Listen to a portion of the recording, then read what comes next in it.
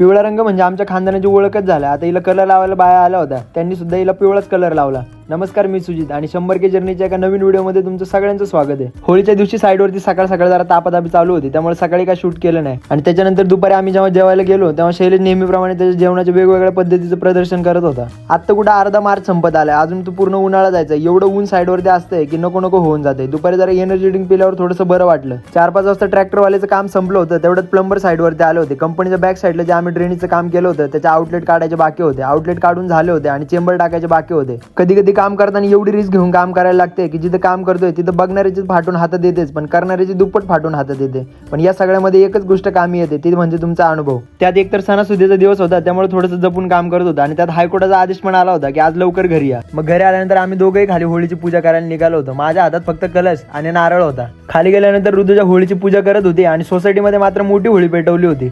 आणि हिचं फोटोशूट करण्यापाठीमागे एवढा आटापिटा करण्यापाठीमागे एकच कारण आहे, शेवटी होळीच्या दिवशी गोडधोड खायला भेटणार होतं. आणि इथं आली खरी मजा. होळीची पूजा वगैरे झाली आणि घरी निघालोच होतो. आमच्या बाईची चप्पलच हरवली. 15-20 मिनिटं गेले, पण शेवटी तिला चप्पल सापडली. आणि धुलीवंदना दिवशी साईडवरती सगळ्यांना सुट्टी होती, त्यामुळे मी घरीच होतो. आणि घरी असल्यामुळे वाघाने डोसा बनवायचं मनावरती घेतलं होतं. एक डोसा बनवला आणि त्याच्यानंतर वाघाने तो खाऊन डायरेक्ट निवांत झोप घेतली. पण झोपलेल्या वाघाला परत उठवण्यात आलं होतं, कारण गॅलरीमध्ये कबुतरांनी धुमाकूळ घातला होता. आता बर्डनेट मारायचं काम मला दिलं होतं, ते सगळं पूर्ण केलं आणि त्याच्यानंतर वाघाने परत विश्रांती घेतली.